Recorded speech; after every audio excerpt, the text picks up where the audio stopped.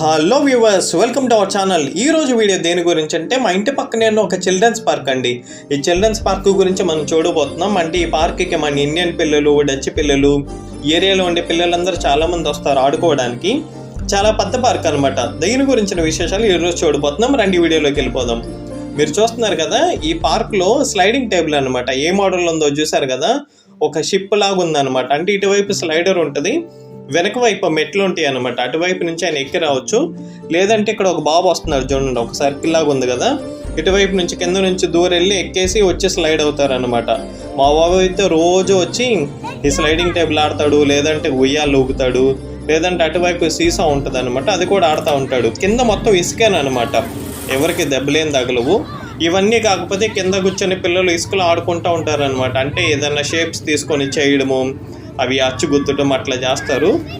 మీరు చూస్తే కనుక ఉయ్యాలు ఊగుతున్నారు కదా పిల్లలు. ఇంకా అటువైపు చూస్తే బాస్కెట్బాల్ కోర్ట్ ఉంటుంది, తర్వాత ఒక చిన్న ఫుట్బాల్ కోర్ట్ అనమాట, అంటే ప్రాక్టీస్ చేసుకోవడానికి చిన్నపిల్లలకి. తర్వాత ఇటువైపు చూస్తే ఫుట్బాల్ గ్రౌండ్. అంటే ఇది మొత్తం స్కూల్ పక్కనే ఉంటుంది అనమాట ఈ పార్కు. చాలామంది వస్తారు ఇక్కడ ఆడుకోవడానికి. నేను అటువైపు నడుచుకుంటూ వెళ్ళి మీకు చూపిస్తాను. ఇక్కడ బాస్కెట్బాల్ ఆడుతున్నారు కదా, ఎల్లో టీషర్ట్ వేసుకున్న పిల్లాడైతే రోజు వస్తాడు, చాలా సేపు ఆడతాడు అనమాట. గోల్ వేస్తున్నాడు, చూద్దాం వేస్తాడో లేదు. లేదు, మిస్ అయిందనమాట. అంటే అతను చాలా బాగా ఆడతాడు అనమాట, రోజు వస్తాడు. ఈ బాస్కెట్బాల్ కోర్ట్లో టోర్నమెంట్స్ కూడా జరుగుతాయి అనమాట, పెద్ద పెద్ద వాళ్ళు వచ్చి ఆడుతారు. నేను చెప్పాను కదా, ఫుట్బాల్ కోర్ట్ చిన్నపిల్లలు ప్రాక్టీస్ చేయడానికి ఇది చాలా చిన్నదనమాట. అటువైపు ఇటువైపు గోల్స్ ఉంటాయి ప్రాక్టీస్ చేసుకోవడానికి. ఇంక ఈ స్కూల్, ఇది పార్క్ పక్కన ఒక చిన్న స్కూల్ ఉంది. ఆ స్కూల్ పిల్లలు కూడా చాలామంది వచ్చి ఈ పార్కులో ఆడతారనమాట. అంటే నేను ఎందుకు చెప్తున్నానంటే, ఫిజికల్ స్టామినా అనేది, ఫిజికల్ యాక్టివిటీస్ అనేది పిల్లలకి చాలా ఇంపార్టెంట్ అండి. నేనైతే ఒక సలహా ఇస్తాను అనమాట.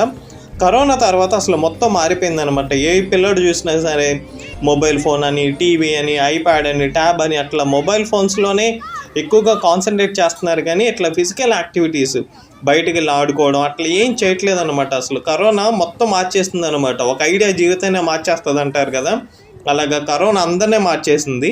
నేనైతే ఏం చెప్తున్నానంటే, పిల్లల్ని మీరు తప్పకుండా బయటికి తీసుకెళ్ళి ఇట్లాంటి పార్క్స్లో ఆడించండి. నెదర్లాండ్స్లో ఈ పార్క్ ఒక్కటే కాదనమాట, ఈ ఏరియాలో మీరు చూస్తే ఈ స్ట్రీట్లో ఈ పార్క్ ఉంటుంది, పక్క స్ట్రీట్లోకి వెళ్ళారనుకోండి ఇంకా పార్క్ ఉంటుంది అనమాట.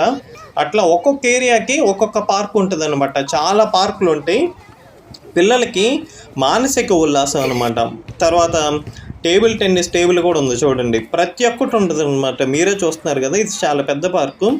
పిల్లలకి ఫిజికల్ యాక్టివిటీకి వీళ్ళు చాలా ఇంపార్టెంట్ ఇస్తారు.